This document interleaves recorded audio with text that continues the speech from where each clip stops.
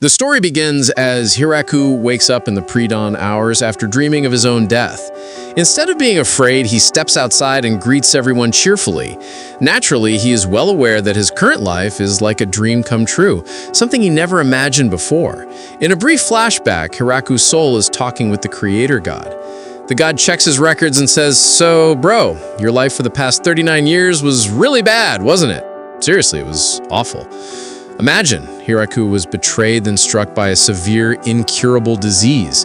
The god feels guilty, seeing Hiraku's fate as his mistake. As an apology, the god offers him a second chance, with a new body that is super healthy and immune to illness. Not only that, the god asks if there's any special wish he can grant. After thinking for a moment, Hiraku says he wants to try being a farmer. When he was sick, he often watched TV shows about farming and became curious. Besides, he wasn't very good at socializing, so he wanted to find a quiet place to farm. The god says that farming is not really his domain, but to atone for his sins, he will try to make it happen. After lobbying the god of agriculture, Hiraku is finally given a super divine power called the Almighty Farming Tool.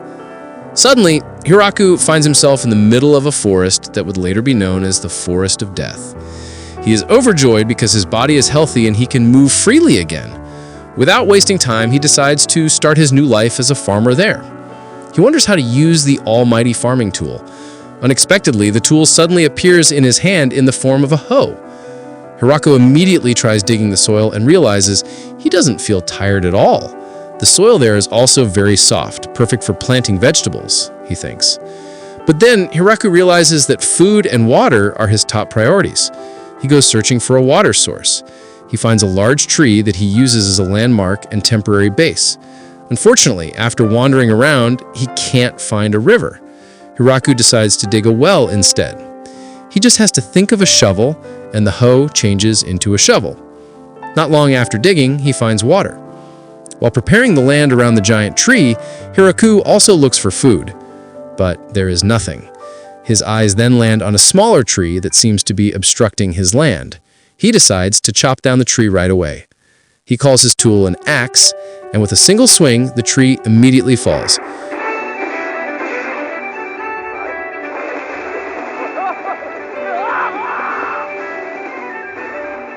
After that, he changes his axe to a smaller size to cut the tree into firewood. Before he knows it, it is getting dark. Hiraku tries to make fire using his tool, which he turns into a magnifying glass, but the sun sets too quickly. As a result, he fails to start a fire that night. Instead, he carves a hole in the giant tree for shelter. Just for fun, he also makes some wooden plates and cups. When night falls, he notices the light is very bright, and when he looks up, he realizes there are two moons. Definitely, this is not Earth. The next morning, Hiraku continues clearing the land and chopping down more trees. His stomach starts rumbling, and right on cue, a giant monster rabbit attacks him. Hiraku swiftly strikes the rabbit with his tool, killing it with a single blow. After dealing with food, it's time for nature's call. He decides to build a proper toilet. He digs a large hole, complete with an entrance, a gas outlet, and a tree branch for a seat.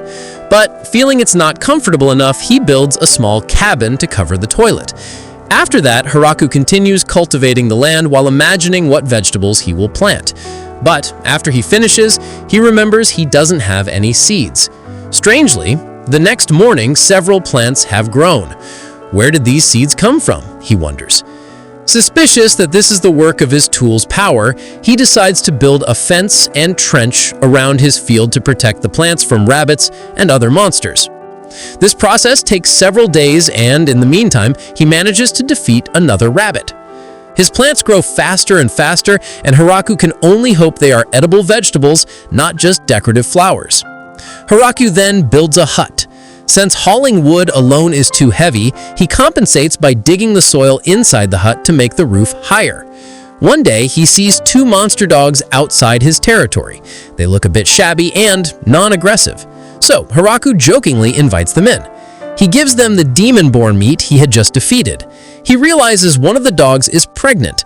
Not long after eating, the female dog starts feeling pain, about to give birth. Hiraku then realizes they are not ordinary dogs, but a pair of terrifying Inferno Wolves. Out of pity, Hiraku finally allows the wolf couple to stay in his hut. He himself returns to sleep in the tree hole.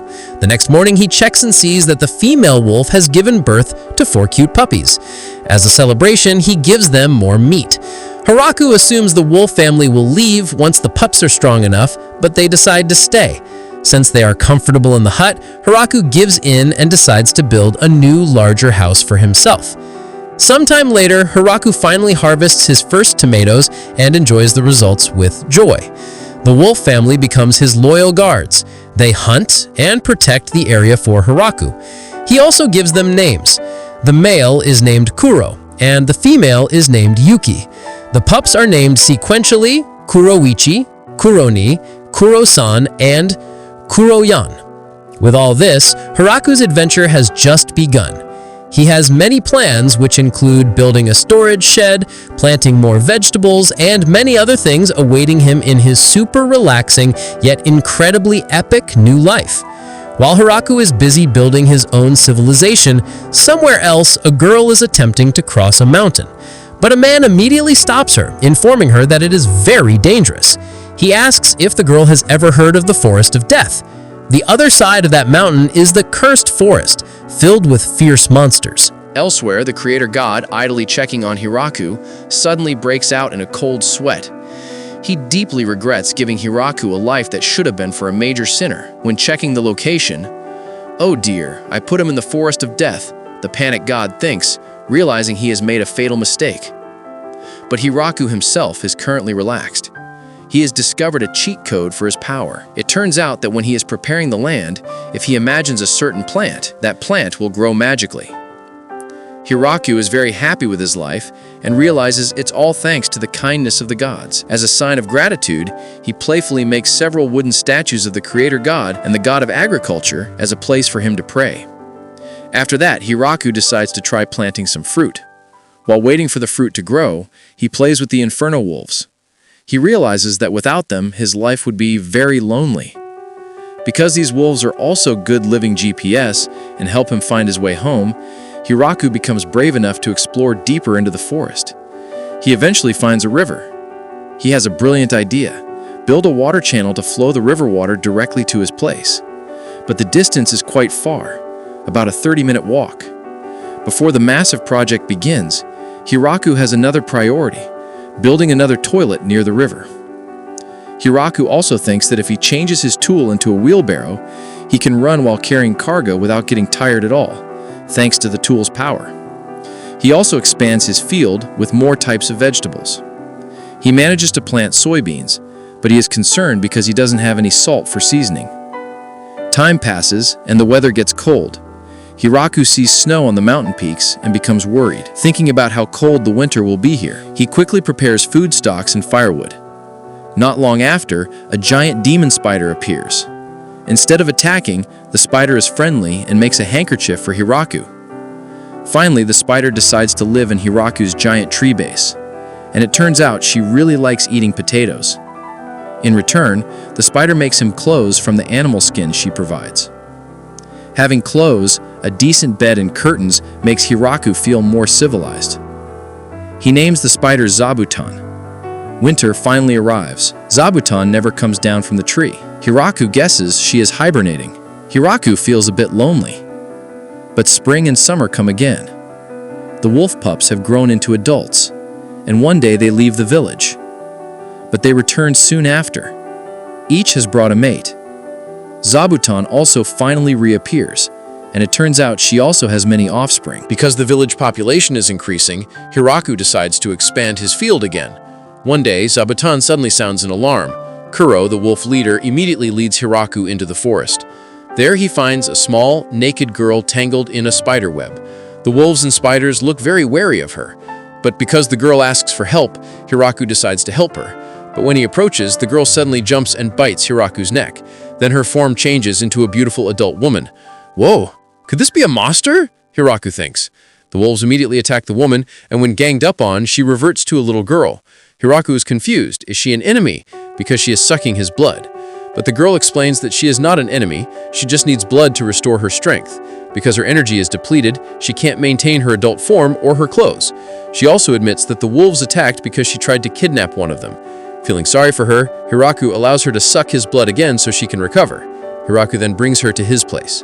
The girl is very surprised to see a fertile field in the middle of this dangerous forest, especially with plants she has never seen before. Hiraku offers her a tomato, and the girl immediately loves it. She becomes eager to try other vegetables.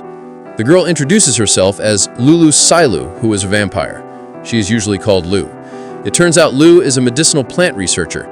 She ran away after fighting with nobles who wanted to steal her research results. Because she was constantly being pursued, she decided to hide in the Forest of Death while hoping to find rare new plants. She is truly amazed by Hiraku. He can live here and even tame the monsters. Hiraku realizes this is a rare opportunity as Lu is the first human he has met. Thinking that it will be difficult to meet other people again, Hiraku bravely invites Lu to live with him. Lu tries to remind him that someone is chasing her and that she is a vampire, but Hiraku doesn't care at all. Hiraku is honest that he originally came here to live alone because he found it hard to socialize, but now he realizes that he doesn't want to live alone anymore. Finally, Lu agrees. After all, she has nowhere else to go, although she is a little embarrassed by Hiraku's sudden proposal. The next morning, Lu appears in a slightly younger form. Hiraku is confused, and Lu explains that in this form, Hiraku will restrain himself from doing anything inappropriate, which Hiraku immediately agrees to. Hiraku then says that his next plan is to plant sweet potatoes and calls Lu his first villager. Kuro the wolf seems to disagree, so Hiraku corrects his statement, saying that Lu is more accurately the 30th villager. After counting all the wolves and spiders there, Lu asks if Hiraku can plant medicinal herbs, and Hiraku agrees to try. Lu says they have to find the seeds first, but Hiraku casually says he doesn't need seeds. As a contribution, Lu, who can use magic, installs lights in the toilet and other places. The salt problem that concerned Hiraku is finally solved. Lu informs him that one of the soil layers there is actually salt.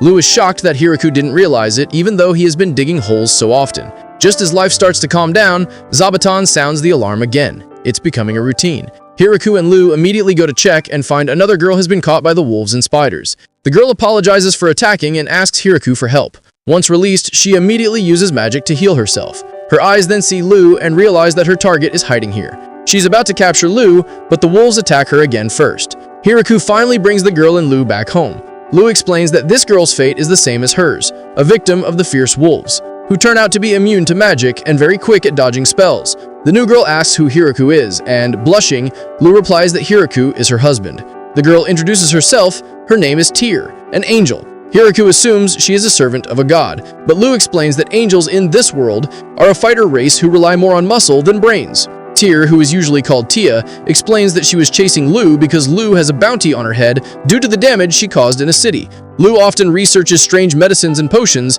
and if anyone bothers her, she will blow up everything. Lu defends herself, saying it was just a one-time incident because the nobles were annoying and needed to be taught a lesson. She admits it was an accident, but eventually admits that she was a bit over the top. She fled to the forest because she realized how weak she was after fighting the wolves. Finally, Lu offers Tia to live with them, guessing that Tia will also like staying there. Tia agrees, and Lu immediately takes her on a tour around the field. They spend the day harvesting vegetables, and just like Lu, Tia immediately falls in love with Hiraku's cooking. A few days later, Tia confides in Hiraku. She asks if they can plant more strawberries. Hiraku agrees, but he also gives a realistic overview. Even if the field is expanded, we won't have enough manpower to harvest everything. Tia realizes they need more help. Hiraku adds that even if they manage to harvest, their stomachs won't be able to finish everything. The conversation shifts to another topic. Hiraku sees that Kudarichi, Kuroni, Kurasan, and Kuroyan now each have 3 to 4 pups. The Inferno Wolf population in the village has exploded. Soon, this new generation will also grow up and find their own mates. Lu immediately catches on. Their numbers will grow even larger. Hiraku starts getting dizzy, realizing the dog hut he built won't be big enough anymore. Finally, Hiraku decides to build a special dog housing complex next to the orchard.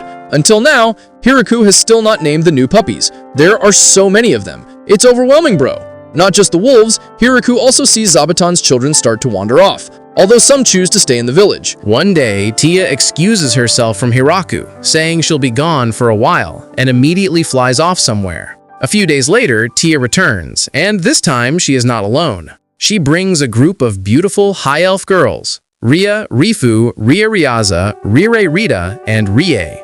Hiraku notices that all their names start similarly. Ria, the eldest, explains that they are all sisters. They came upon Tia's recommendation and want to live in the village. Tia adds that they have a sad background. They used to live in a village in the north, but most of their people were killed in a war between humans. Since then, they have been refugees, constantly wandering to find a new home. Lu also persuades Hiraku to accept them. She says that High Elves are a versatile race. Tia is still quite young, but Ria explains that she is the eldest, a little over 400 years old, and Rie, the youngest, is a little over 300 years old. Hearing that, Hiraku can only stare blankly. Since Tia and Lu keep insisting, Hiraku finally agrees, but with one condition: they must get along with the other housemates. Ria is confused. Housemates? Lu casually introduces Zabuton and the Inferno Wolves. As a result, the elves immediately faint together. Since the elves want to live together, Hiraku decides to build a large house for them. It turns out the elves are very skilled in construction. Hiraku agrees to be a laborer under their command. His job is just to dig and bring wood. After 10 days, the house is finished. It's big and very cool. Hiraku's a little jealous, but on the other hand, he learns new building techniques and thinks about renovating his own hut. The elves' house has a large extra room for gathering, storage rooms on both sides, and individual rooms on the second floor. Hiraku is also surprised by the elves' lifestyle. His imagination of elves is they wake up at sunrise, sleep at sunset, connect with nature, eat fruit, and avoid metal. Rie immediately denies this. Don't underestimate the forest. If you live like that, you'll die quickly. Rie explains that they plan to mine and become blacksmiths. They even immediately build a forge to melt iron. That is something Hiraku thought was only the dwarf's job. Not long after, they start producing various items. When Hiraku gets a metal pan, he is overjoyed. He feels his civilization has advanced rapidly and thinks the elves can do anything. He mentions a few things they can't do. For example, settling down and reproducing. Hiraku thinks the first one has been achieved, but he chooses to remain silent about the second one, especially when he sees the elves look at him with meaningful smiles. The elves then find wheat. Hiraku explains that they have harvested and processed it into flour. Rie, the youngest, asks if they can make bread, showing a jar of yeast they brought. Hiraku is clearly delighted. While enjoying the warm bread, Hiraku suddenly thinks of something important. He asks Lu if the land has an owner. Lu explains that the forest is unclaimed, but technically it is under the authority of the Demon King. Hearing that, Hiraku immediately panics, but Lu calms him because Hiraku built everything from scratch. This land will be his. Tia, Lu, and Rie are truly amazed by Hiraku. Not only can he tame legendary monsters, but the plants in his field are also super fertile. But on the other hand, Hiraku's knowledge of the outside world is zero. He has incorrect stereotypes about elves and doesn't even know what an angel is. The girls conclude that Hiraku is not only lacking in knowledge, but is truly special. Meanwhile, Hiraku is in his hut making a wooden cup. He remembers that his water channel project is stalled. Soon, Zabuton shows him that she has captured a queen bee. Since he doesn't intend to eat her and the bee is docile, Hiraku decides to build a small house for the queen, hoping to harvest honey later. Tia, who is flying overhead, is curious, but when she finds out it's a beehive, she immediately flees in terror. Hiraku realizes he needs to plant flowers for the bees. After that, Hiraku starts digging a large hole to turn into a reservoir. He explains his plan to Ria about diverting the river water. Ria asks how far along the channel process is, and when she hears Hiraku has just started, she advises him to decide on the material first. Hiraku considers using stone, but Ria says it will be difficult to find. Using wood is also inefficient because it will leak a lot. Finally, Hiraku uses clay with his almighty farming tool. He compresses the clay until it is hard and as solid as concrete. The elves immediately begin the foundation, while Hiraku focuses on connecting and lining the channel. Hiraku also manages to catch several fish. Tia and Lu introduce the fish as fierce fish from the Forest of Death and doubt whether it is safe to eat. They tell Hiraku to try it first. When Hiraku is fine, they join in eating, and it turns out it tastes amazing. Hiraku is also surprised that he can grow rice. With the water channel, he immediately builds a paddy field. The girls initially assumed Hiraku was building a fish pond, but Hiraku explains that it is for growing rice. The rice grows super fast. After harvesting, Hiraku teaches them the process. He uses his tool to become a threshing machine, then a mortar and pestle to separate the husks and polish the rice. The girls look tired just watching and ask when they can eat. Hiraku patiently explains that the rice must be cooked first. Finally, he makes rice balls or onigiri filled with dried fish. The result is that the girls love it so much they finish everything, leaving only a single grain of rice for Hiraku. The next problem? Bathing. The girls can clean themselves with magic, but Hiraku can't. So he decides to build a hot spring bath or onsen. They initially say they can bathe in the river, but Hiraku explains the pleasure of having an onsen, especially in winter. Ah, it's so warm, it's nice. The bath project runs smoothly, but Hiraku is concerned about the wastewater. Tia gives a genius idea. Use slimes. The slimes will eat the waste and purify the water. Tia brings some slimes. Hiraku then builds a purification pond for them. Tia adds that slimes can also be put in the toilet, but Hiraku feels bad about relieving himself on top of the slimes. Hiraku also found some wild mushrooms. Since he doesn't know which ones are poisonous, he uses his tool again, hitting the wood while imagining shiitake, shimeji, and other delicious mushrooms. And it works! That night, Hiraku teaches the girls how to use the onsen. He explains the order: tape off clothes and rinse the body first in the washing area. Ria cuts off his explanation and says it would be easier if Hiraku demonstrates it immediately. Hiraku agrees and begins to show the steps. When he enters the hot bath, he almost melts from the sheer pleasure. The girls, seeing this, become impatient and immediately follow his steps to join Hiraku inside. Hiraku, surprised, wants to get out to give them privacy, but the girls hold him back. They say it's better to bathe together to save energy, so there is no need to heat the water again. Surrounded by beautiful and cute girls, Hiraku cannot relax at all. He thinks about building a separate bath for men, but the girls immediately protest, saying that in that case, the onsen would become Hiraku's private bath, and that wouldn't be fair. The next day, Hiraku is thrilled to see that he has successfully planted several types of mushrooms. His plan for tonight is a hot pot party, but his plan is slightly disturbed when he hears the wolves barking. It turns out they have found and herded 5 new elves into the village. When these new girls introduce themselves, Hiraku immediately notices the pattern. Their names all start the same way. They must be sisters too. One explains that she knows them. They used to be in the same village, but last saw each other about 200 years ago. Without much fuss, Hiraku allows them to stay. Ria immediately gets excited and says she will start building a house for them. She also offers to renovate Hiraku's house to make it cooler. Meanwhile, from a different perspective, Kuro the wolf is observing his master. He is well aware that the number of women around Hiraku is increasing. Kuro recalls his past. He used to live alone in the forest, a champion who never lost a fight against other villains. He lived freely as he pleased, but one day he met a female named Yuki who managed to defeat him. After that sweet defeat, they became a couple and adventured together. Yuki eventually got pregnant, and Kuro was ready to be a father, but bad luck struck them. They met the grappler bear, the king of the forest. They were beaten badly, but fortunately the bear didn't eat them. With severe injuries, they couldn't hunt anymore. They became so weak that even ordinary prey could drive them away. Finally, they reached the center of the forest, a place even the grappler bear avoided. There they found a human living alone. Usually humans in this forest just hide and never stay long. Kuro is confused. How can such a weak human survive? But then he senses the unlimited power of the almighty farming tool belonging to Hiraku.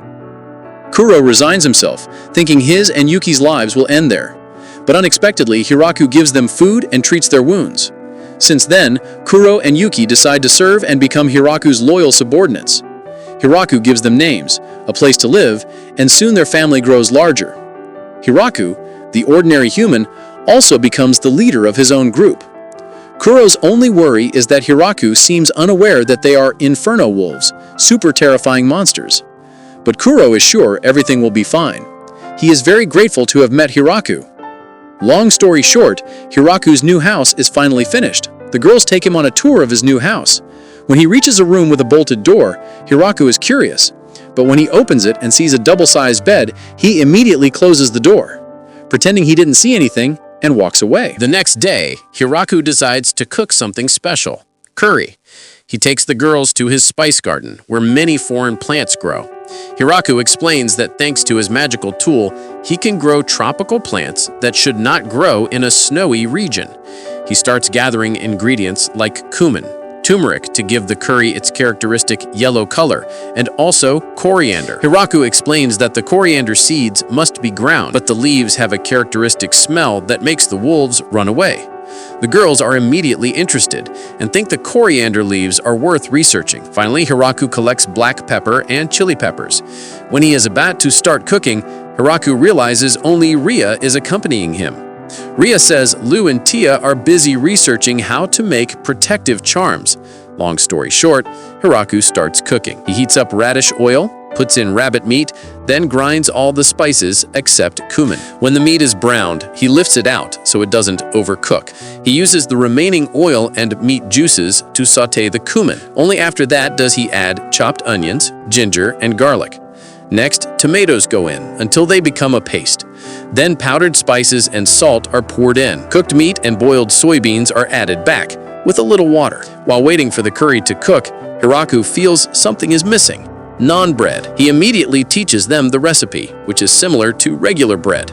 When the curry and naan are cooked, the girls also return. Hiraku teaches them how to eat naan with curry, and they all love it so much they ask for more. Seeing them eat, Hiraku can only hope there is some left for him. Lu and Tia jokingly offer curry to the wolves, but just smelling it makes them run away in terror. With winter approaching, Hiraku begins preparations. He collects firewood and asks Zabuton to make some extra blankets before she hibernates. Lu and Tia are tasked with preserving the meat by smoking and drying it. This is because the wolves won't be able to hunt much when it snows. Hiraku himself is busy building a vegetable storage area. He makes a two-tiered box. Vegetables are placed on top, covered with blankets and snow.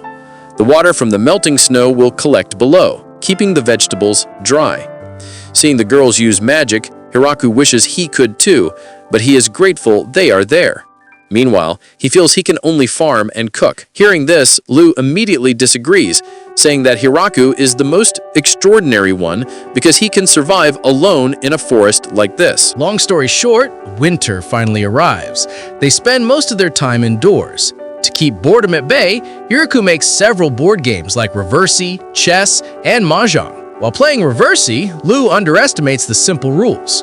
But Tia realizes the game requires complex strategy. Lu, annoyed at being praised by Hiraku, immediately challenges Tia. In the middle of the game, Tia is almost certain to win. Lu, not wanting to lose, accidentally bumps the game board, scattering the pieces. She suggests starting over, but Tia calmly uses magic and returns all the pieces exactly to their original position. Lu bumps it again. Tia restores it again. Finally, Lu gives up and suggests a best-of-3 match. Hiraku glances at the other players and sees Kuro giving strategic advice to the elves. He is then shocked to see the other wolves seriously playing chess. They not only understand the rules, but they are also very good players. Hiraku feels a terrifying aura emanating from them and decides he will never challenge a wolf to chess in his life. Lu, being arrogant, challenges the wolves, thinking there is no way she can lose. As a result, she loses badly, and this time she doesn't dare to flip the table because she is afraid of Kuro. Finally, Hiraku plays mahjong with Kuro, Tia, and Ria. He doesn't expect Kuro to understand the rules so quickly. As a result, Hiraku loses his mind again. He loses badly and becomes the loser, while Kuro becomes the champion. To cheer himself up, Hiraku finally makes a mini bowling alley. To make it fun, the bowling pins are named after bad people. With daily gaming, winter passes quickly, and spring finally arrives. One morning, the tranquility of the village is shattered by Zabuton's sudden alarm. Everyone looks up at the sky and sees something huge flying towards them. Hiraku guesses it's a dragon, but he immediately corrects himself, saying it's a wyvern. The wyvern immediately goes into combat mode, spitting fire at them. Lu and Tia quickly put up a magic shield, while the elves quickly put out the fire that starts spreading to the field. So Hiraku is confused about what to do. He summons his almighty farming tool, which surprisingly turns into a super cool spear. Without thinking twice, he throws it. The wyvern manages to put up 3 layers of magic shields, but the spear pierces through them all and wounds its wing. Hiraku throws it again. This time, it hits the chest, and the wyvern dies on the spot. After the brief battle, Hiraku asks if encountering a wyvern is normal. Lu explains that they are rare creatures. Hiraku suspects someone sent it there, but she says that's unlikely because a valuable wyvern wouldn't be sent alone to attack.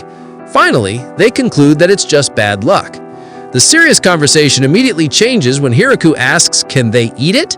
The girls unanimously say that wyvern meat is said to be very delicious. Hiraku immediately cooks 3 different dishes from the wyvern meat that everyone is hooked on. While eating, Lu asks Tia if she could have withstood Hiraku's spear throw. Tia honestly says that if the wyvern couldn't, she wouldn't be able to either.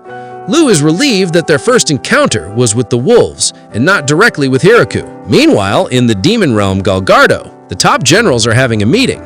They receive a report that a wyvern has been defeated. General Randon doesn't believe it. Usually, facing a single wyvern requires full military strength. General Basel adds that the wyvern was attacked from the ground and died in just 2 strikes. Randon turns pale, afraid they won't be able to fight someone that strong, and they decide to just resign. Elsewhere, in the Dragon's Lair, 2 dragons named Doors and Gucci are also discussing the battle. Doors asks Gucci what would happen if he was hit by the spear throw. Gucci calmly guesses that the spear would most likely pierce right through his body. They both agree that attacking that person is a super foolish idea. Back in the village, Hiraku, enjoying the wyvern meat, feels something is missing: alcoholic beverages. He decides to make wine. The girls immediately get excited and harvest grapes in an instant. Hiraku prepares a large container and asks the girls to stomp the grapes. They are initially awkward, but the elves have the idea to sing songs from their village to make it more fun. They manage to fill several barrels, and Hiraku lets the natural yeast from the grape skins handle the fermentation process. Hiraku is initially worried about making too much, but when he hears the girls say that amount of wine will be finished in an instant, he becomes worried that he didn't make enough. Different realm, different story. In the realm of the gods, the creator god is peeking at Hiraku and feels he has done enough to atone for his sins. But the goddess of agriculture immediately scolds him. The goddess is angry that the creator god not only punished an innocent soul, but when trying to help, threw him into the forest of death. Most importantly, the goddess is furious because the creator god gave Hiraku a replica of the holy grime spear. The god tries to defend himself, saying Hiraku only uses it for farming and he obtained permission, but the goddess gets angrier, saying that permission didn't include giving a super powerful weapon to a human who should have died instantly from the energy drain. The god deflects again, saying Hiraku is fine because he was given a super healthy body. The goddess also complains about the god statue Hiraku made, which depicts him as an old man. Finally, the goddess punishes the creator god to sit quietly for 300 years. Back in the village, Zabuton signals again. It turns out the wolves and spiders have caught another girl. Lu's surprised because it is her younger sister, Flora. Flora explains that she was following Tia into the forest because she heard her sister was being chased by an angel. Hiraku offers her to stay temporarily. Flora agrees, but she is still a bit weirded out seeing Hiraku become her sister's husband. Lu immediately explains Hiraku's credentials, that he is the master of the Inferno Wolves and just defeated a wyvern. With that, Flora immediately falls silent and apologizes. This moment finally makes Hiraku realize something. He asks, wait, so Kuro is not a normal dog but a wolf? Then he asks what Inferno means. Kuro immediately gives a demonstration by breathing fire from his mouth. Hiraku can only be amazed. Meanwhile, Lu and Tia are in heavy shock. They can't believe Hiraku only just realized it after living with them for so long. After that, Flora becomes interested in Hiraku's idea to make miso and soy sauce from fermented soybeans. After a few days, Flora leaves to go home. But a month later, she returns to stay in the village, and this time she brings all her servants. Strangely, the head maid tells Hiraku that they are ready to serve him however he wishes. Flora also brings 2 cows, which excites Hiraku because it means they can make butter and cheese. Seeing the village population becoming more diverse, Tia feels lonely as the only angel. She excuses herself for a while and flies away. Not long after, she returns, bringing her squad. There are 3 subordinate angels, Gran Maria, Kudel, and Corone. And there are also several lizardmen, represented by Daga and a chicken. With the arrival of the ogre race servants, all the housework is finished faster. Hiraku teaches them complicated cooking recipes, which turns out to make the ogres enjoy cooking. The 3 angels become the village security guards, patrolling the forest. The lizard men become the construction team. Since all the lizard men look alike, Hiraku gives Daga a mark, seal on his arm so he can be distinguished. Soon, Ria returns, bringing all the elves she found in the forest. Hiraku realizes they are all female and asks about male elves. Ria explains that the males did not survive, but they intend to create new ones in large numbers. Hiraku can only wish them the best and decides not to ask further. A few days later, Hiraku gathers all the representatives to a meeting to decide the village name. Lu suggests Hiraku's name, but Hiraku doesn't like it. Tia suggests the name of the forest, but Village of the Forest of Death sounds too scary. Finally, Zabuton points to the giant tree in the middle of the village. Hiraku gets an idea and names it the Village of the Great Tree. That night, they hold a commemoration party while drinking the first batch of wine. All the residents start calling him mayor. Hiraku says it should be decided together later, but when the girls say everyone has agreed, Hiraku officially becomes the impromptu mayor of the Village of the Great Tree. But even though he has a new position, his daily tasks remain the same: farming, cooking, and taking care of his constantly growing family. One day, the Village of the Great Tree receives a distinguished guest, an envoy from the demon realm, General Basel. Basel asks to speak to the person in charge of the village. Hiraku steps forward. Basel presents a gift and explains that the Demon King wants to discuss their village's status. Hiraku gets nervous. He remembers that the land is technically owned by the Demon King. Oh no, they might demand a huge tax or even drive us out, he thinks. To be safe, Hiraku immediately takes the initiative. He tells Basel that if the Demon King allows them to stay, they are willing to pay a 10% tax on the harvest. Hiraku is worried his offer is too low, but unexpectedly, Basel immediately agrees. Hiraku adds, they can collect the tax once a year before winter. Deal! The contract is signed. The 10% tax is only for the field, excluding processed products like milk, eggs, honey, or alcohol. For those, they must use trade routes. Their negotiations are somewhat forceful. Hiraku also gives a return gift. After Basel leaves, the girls immediately praise Hiraku. It turns out his negotiation was absolutely genius. They inform him that the normal tax in the demon realm is 50% to 60%, but offering 10%, Hiraku gets a huge discount. The condition that they must come themselves to collect the tax is also a clever step, as it forces the kingdom to officially recognize the village's existence. Plus, now they have the protection of the Demon King. Lu is also thrilled with the gift from Basel, an almighty medicine that can be drunk or applied, effective for all diseases. Meanwhile, Basel reports to the other three generals. They are all shocked. A village that can defeat a wyvern is willing to submit so easily? Randon suspects there is something going on. Basel admits that he is also afraid, but he has no other choice. He explains that the village has the vampire princess Lulu Ilu and the angel of destruction Tyr. Not to mention a High Elf force, a pack of Inferno Wolves, and a trio of killing angels. If he doesn't accept their offer, the entire demon realm must be ready for war. General Glet, who is suspicious, decides to open Hiraku's gift, fearing it is a trap. It turns out to only contain fruit, but the shape and color are much better than ordinary apples. Basel then shows him that the fruit wrapping cloth was made by the giant demon spider. Glet immediately loses his composure.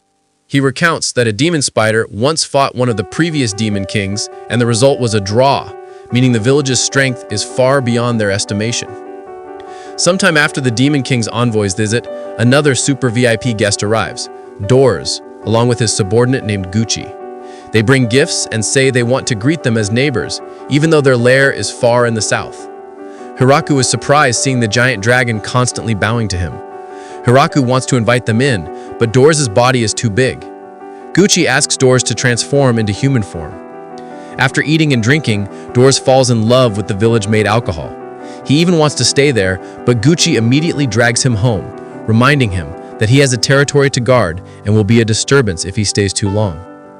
After 2 important visits, Hiraku realizes they need a better way to welcome guests. He decides to build a guest house.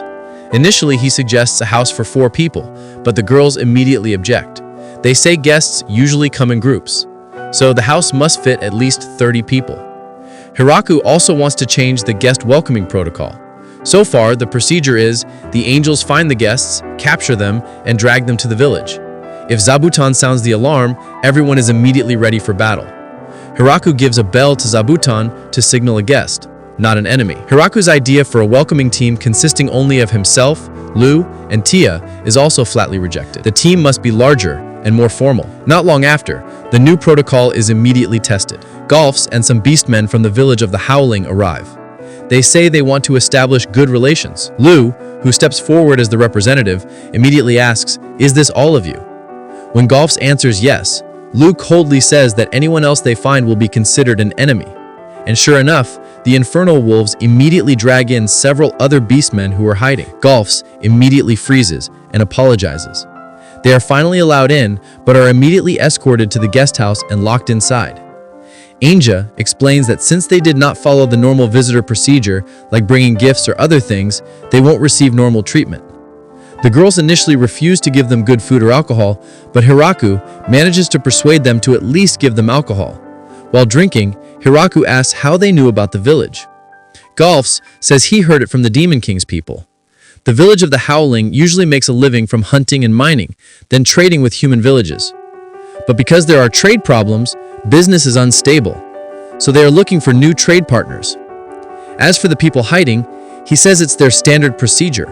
If the main team gets into trouble, the scout team can return and report. The next day, Golf suggests opening a trade route, but because it's difficult to bring goods here, he hopes Hiraku can come to their village. Hiraku thinks he can use the wolves to pull a cart, so he agrees to the first trade. Golfs brings items made of silver, glass, and metal in exchange for food. Hiraku agrees. Then, when he's about to leave, Golfs apologizes for not bringing a gift. He honestly says that his village doesn't have such a custom, and they are also poor. Hiraku wisely answers that what matters is not the value, but the good intention behind it. Some time passes. Hiraku feels it is time for them to send their first trade fleet to the village of the Howling. But the girls unanimously forbid Hiraku from going. They finally agree that Tia will go with some lizardmen. The normal journey takes 10 days, but Dors the Dragon offers super-fast dragon chauffeur services for the price of just 1 barrel of wine. Since his first visit, Dors has often stopped by and always brings gifts, treasures, or weapons, so no one protests his arrival. A few days later, Tia returns with a weeping Dors. Tia says the beastmen were initially shocked seeing a dragon and refused to accept their goods, but thanks to Hiraku's suggestion about free samples, they finally became addicted and all the goods were sold out. Dors is sad that the barrel of wine that was his payment was also traded. Hiraku comforts him, saying that tonight he can drink as much as he wants. Dors immediately cheers up. Tia also brings other news. The mayor of the village of the Howling asks if some of his citizens can move to the village of the Great Tree. Hiraku agrees as they need more labor. Tia then gives the details. About 20 people want to come and they are all young women. Hiraku is a little disappointed. He worries that his female majority village won't have a future, but he finally agrees, but with the condition that they also send some young men. The Beastmen entourage arrives. Long story short, the Beastmen entourage arrives, led by a girl named Senna. She thanks him and says they are ready to work as they wish, as long as they are not driven away.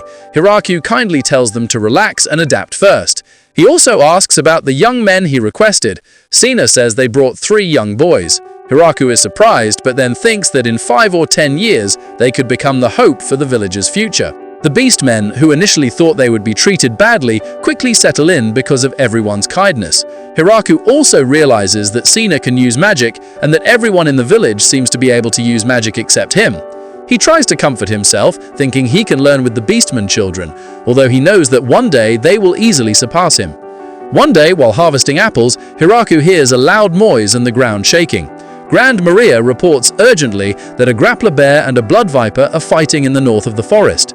Hiraku's first thought, can the bear meat be eaten? He immediately asks Grand Maria to take him to the location. Upon arrival, Grand Maria advises him to retreat and make a plan first, but Hiraku asks to be dropped off. As soon as he lands, he immediately attacks and defeats both monsters, each with a single blow. The killing angels who follow can only stare in awe, because even they couldn't defeat such a strong monster with one attack. That night, Hiraku cooks a large meal. He makes best stew with wine. The girls immediately protest because he uses their valuable wine, but Hiraku is calm, saying that cooking with wine is common. Unfortunately, the bear meat is a bit fishy. He also fries the snake meat, and it turns out it tastes really good. It tastes like fried chicken. Because the snake meat tastes similar to chicken, Hiraku gets a brilliant idea. He goes to Flora and asks if she has some kind of antibacterial agent. Flora calmly offers a potion that can explode everything. Hiraku immediately panics and asks for a weaker version. Hiraku also asks about the progress of the miso production. Flora admits total failure. She followed the instructions, but there was no fermentation, and her experimental potions even made the house explode 3 times. The next day, Hiraku starts his mayonnaise project. He gathers chicken eggs, adds salt and vinegar, then whisks while adding a little oil at a time until it becomes mayonnaise. It goes perfectly with the fried snake. After that, he helps Flora make miso. They boil soybeans, grind them, then Hiraku uses his magic tool to add koji mold. The dough is shaped into balls and put into a barrel to ferment. Then Lou suddenly calls saying there is a guest. A group of old dwarves led by Donovan has arrived. They heard about the high-quality alcohol in the village and hope to be given some. The girls say it's not free. Donovan admits they don't have money, but they have technology. They are alcohol experts and can help transform the village harvest into super high-quality drinks. The girls immediately agree. The dwarves immediately work using distillation techniques to make corn whiskey. Finally, they decide to stay and become the village's official beer brewing team. After that, the village holds a welcoming party for the beastmen and dwarves. Hiraku is happy there are finally more adult men. He playfully asks Donovan if any girl in the village caught his eye. Donovan's answer is legendary. The girls here are too young. If they can't grow a beard, they are not my type. Then, one day, a strange dragon approaches with a hostile aura. Hiraku is ready for battle.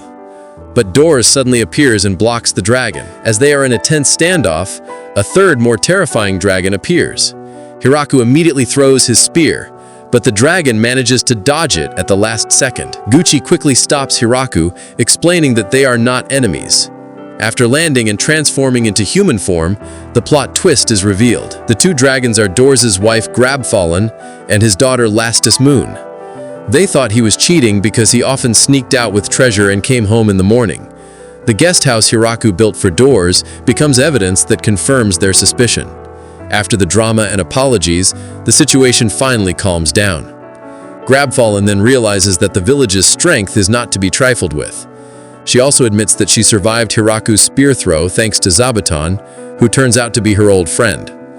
Finally, Grabfallen decides to leave Lastus Moon in the village to ensure the village's power will not become an enemy of the dragons. Lastus Moon begins to work there. The problem is, because she is a dragon, her strength is super strong, and she often destroys anything she touches. Hiraku is confused about what job to give her, especially since all the livestock in the village are afraid of her. Finally, Hiraku gets a brilliant idea. He sends Lastus Moon on a diplomatic mission to General Basel, the demon general. Basel is heavily shocked seeing that the envoy from the village of the Great Tree is a dragon.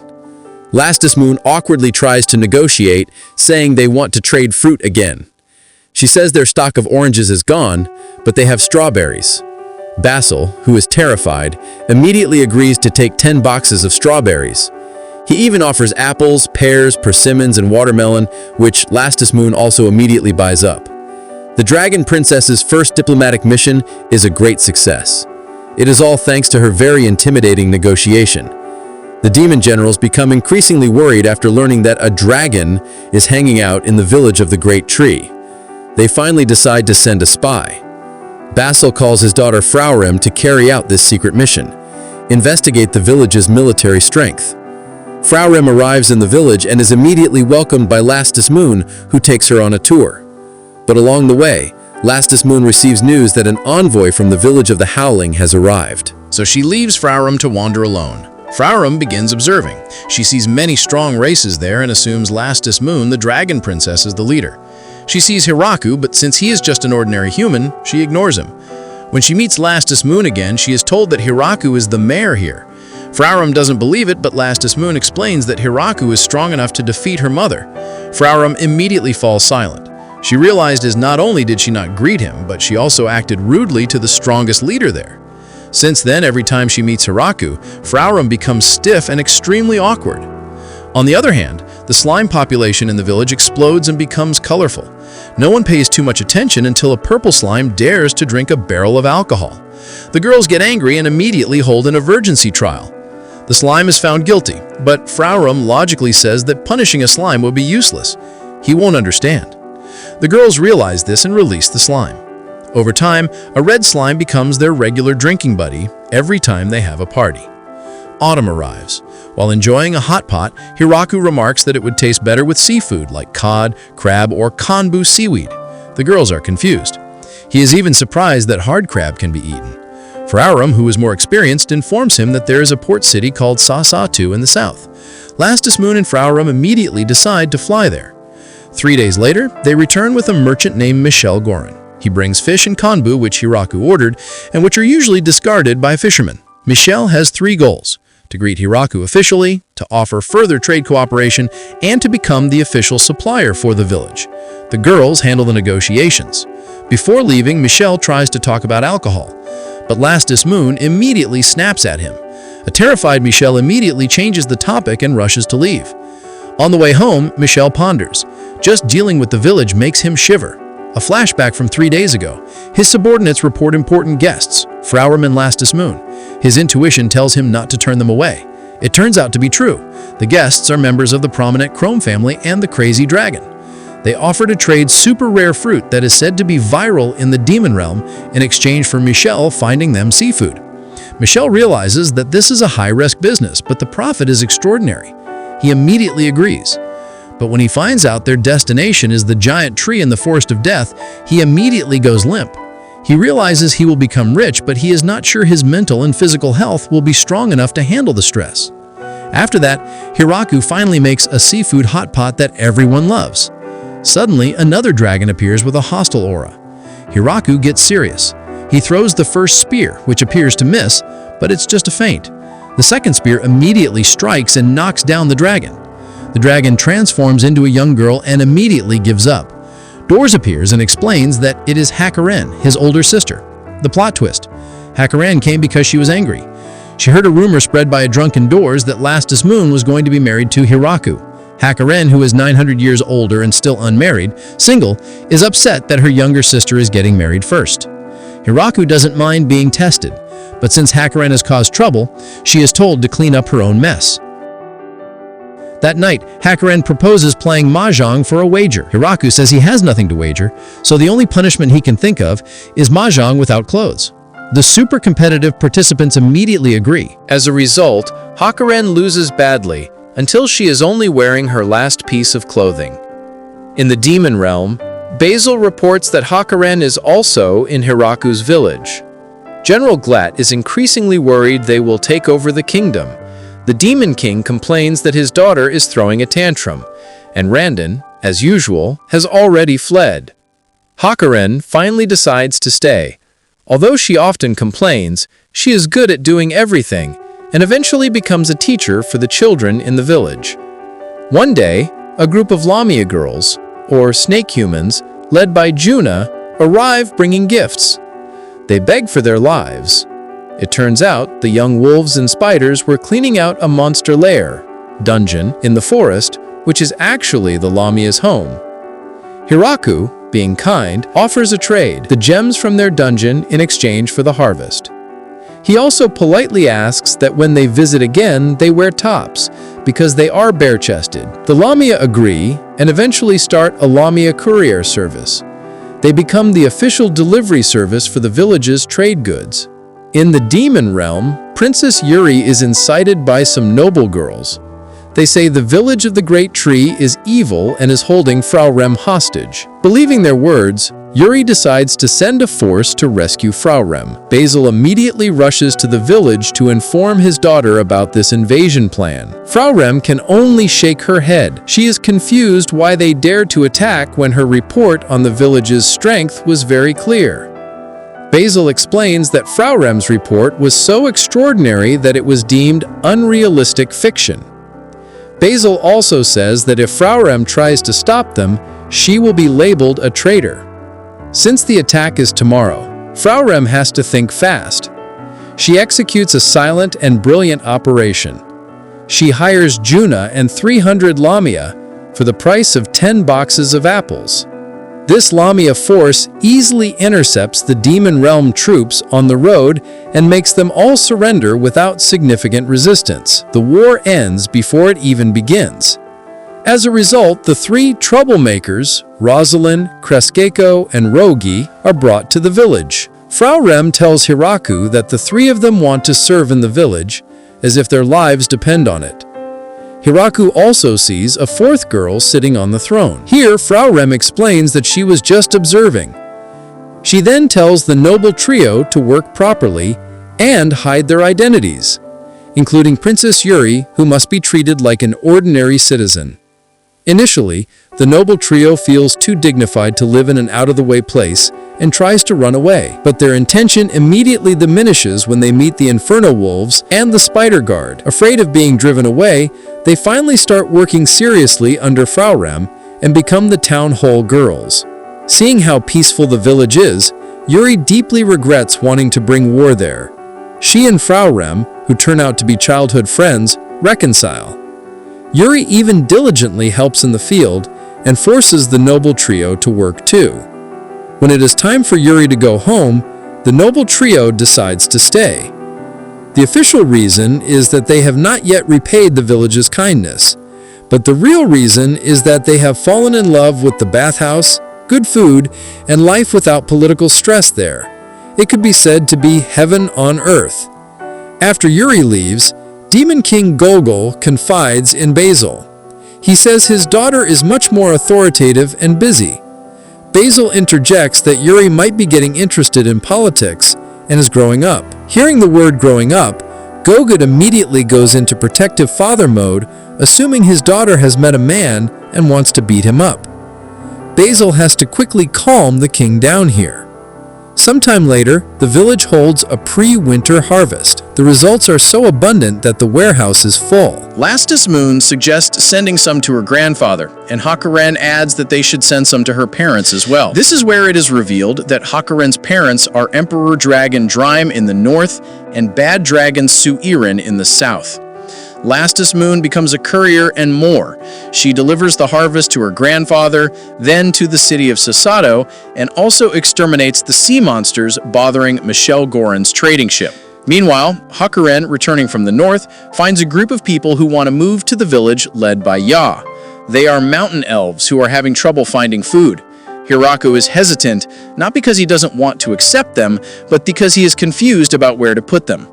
Ya, misunderstanding, is ready to leave, but Hiraku quickly explains and accepts. Ya, happy, says they are great hunters, but trying to hunt monsters in the Forest of Death is too difficult for them. Ya then showcases his expertise. He says he can sense the ground and find the best clay for Hiraku's pottery project. Then the villagers find a new monster lair dungeon. A survey team is sent, and they confirm there are blood vipers inside. The elves immediately get excited and insist on getting the snake meat, saying the survival of their clan depends on it. Ya explains the reason, which is that blood viper meat is a super potent aphrodisiac that can increase vitality and fertility. Realizing the direction of the conversation, Hiraku gets flustered and asks that the issue of the fertility dungeon be discussed together. In the meantime, Hiraku finally finishes the men's-only bathhouse. But while he is relaxing, Frau Rem is outside interrogating the noble trio who are trying to sneak in. They admit they want to massage Hiraku's back as a way to get close to him. Frau Rem immediately scolds them, saying that they are low-ranking members and can't just cut the line. Long story short, winter finally arrives. Hiraku visits Lu, who is not feeling well. When Lu explains her symptoms, Sina the Beastman asks, "Do you have a craving for sour foods?" Lu says she doesn't have much appetite, but she can still eat tomatoes and fruits. Sina then casually says, "Oh, there was someone in your village whose symptoms were exactly like that." Hiraku is curious and asks, "Then what happened to that person?" Sina smiles and answers, "We all congratulated her on the baby." Lu's pregnancy goes smoothly, although it means she can no longer transform. Daily routines in the village change slightly. Hiraku deliberately wakes up later so the servants, who always wake up earlier than him, can rest longer. Breakfast is now divided into 3 waves because of the large number of residents. During the first wave of breakfast, Gran Maria reports that 3 killer rabbits tried to infiltrate the farm, but they were dealt with by Kuro and his friends. They are even happy because that means the rabbit meat supply is always available. Hiraku also observes the angels. When they are on duty, they look calm and polite. But once off duty, they immediately go into lazy mode, relying on others for food and laundry. After breakfast, Hiraku starts working. He eliminates pests in the field. Then he takes a lunch break, a habit that took a long time for the villagers to adopt. The elves were initially nervous about having breakfast because they were worried the food stock would not be enough. The beastmen are also not used to eating every day. They even thought they were being treated well because they would soon be driven out. In the afternoon, Hiraku continues working. Although many residents help, the job of cultivating new fields remains Hiraku's exclusive task thanks to his almighty farming tool. He also starts planting flowers to make the village more colorful. Sometimes, Hiraku joins the military training initiated by the servants, even though he's terrible with any weapon other than his farming tool. When night falls, the servants serve new dishes, the results of their experiments. Their confidence level in the taste is around 20%. Hiraku suggests serving dishes that they are at least 50% sure are delicious, but they refuse because they don't want to waste food. In the meantime, Frauram gives a letter from Princess Yuri, who misses eating apples, and asks for a dress to be made by Zabuton. After dinner and a short rest, Hiraku goes to bathe. Even though he is the only man in the bathhouse, he can't relax because the elves often become peeping toms and spy on him. Even in his room, he still feels watched. Before going to sleep, he always thanks the god for his extraordinary life. One day, Senna rushes in to report a strange man in the village. Hiraku checks and sees the man bowing down in front of the wooden statue he made. Strangely, he enters undetected by Zabuton or the angels. Lu is shocked here because the man turns out to be her ancestor named Fargriff. Fargriff, the overpowered ancestor, says he heard Lu was pregnant and came to check. Pregnancy is very rare for the vampire race. He also says that children are treasures. So Hiraku is confused about who he is, and Lu explains that Fargriff can be considered her grandfather. Fargriff himself is 4,000 years old and has a habit of erasing his own memories so he doesn't get stressed, except for important memories. He apologizes for entering without permission, but he is interested in the statue under the tree because it looks very much like the great creator god he met when he was born. The kind-hearted Hiraku makes him a new statue. After Fargriff leaves, he takes the statue made by Hiraku to a large temple, replacing the old masterpiece statue. He gives an order to the priests to honor the village of the Great Tree secretly so as not to disturb Hiraku's peaceful life. As a thank you, Fargriff sends a magnificent piano. Hiraku initially refuses, but Fargriff says it is a gift for Lu's pregnancy. The piano is placed in the dining room. The 3 town hall girls who understand goods realize it is a super rare piano. They really want to play it, but being afraid of damaging it, they instead ask Hiraku to buy them a practice piano. Finally, many girls start learning to play the piano, which unfortunately makes it difficult for Hiraku to sleep because they play until late at night. Time passes. Lu cannot drink alcohol because of her pregnancy. The girls in the village issue an anti-alcohol proclamation as a sign of solidarity, but the temptation to drink drives them almost crazy. The angels even suggest selling all the alcohol stock. Hiraku, however, has a better idea. What if the alcohol is stored to become vintage and will taste better? The dwarves are happy because that means alcohol production must be increased for future stock. Finally, the time for Lu to give birth arrives. That night, with everyone's help, Lu gives birth to a healthy son. The next morning, Hiraku holds his son, who is named Alfred. A week later, he reflects. From living alone, he is now a father. As a sign of gratitude for all the gifts from Lu, Hiraku bathers all the residents.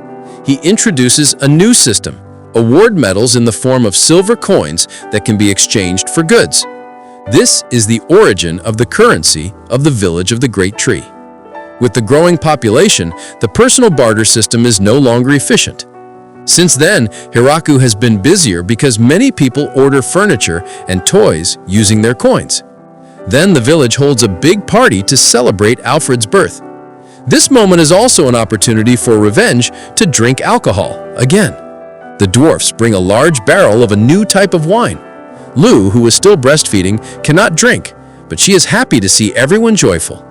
Hiraku has the idea to store some of the wine in bottles to drink with Alfred when he is old enough. In the demon realm, the news of the baby's birth in the village of the Great Tree makes them realize that the village cannot be fought.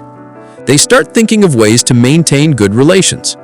General Glatz suggests a political marriage, but the Demon King misunderstands, thinking that it is his daughter, Yuri, who has just gotten married, and immediately rejects the idea. Finally, Tia, Hakuren, and Fraurem report to Hiraku. There are about 100 more war refugees who want to move to the village. Hiraku realizes the current village will not be big enough. Lu immediately interjects, "In that case, let's build a new village." The other girls agree, even suggesting that the name should also be the Village of the Great Tree. Hiraku knows this will be a super big job, but seeing everyone's enthusiasm, he agrees. The new adventure to build the second village is about to begin, and the story ends here.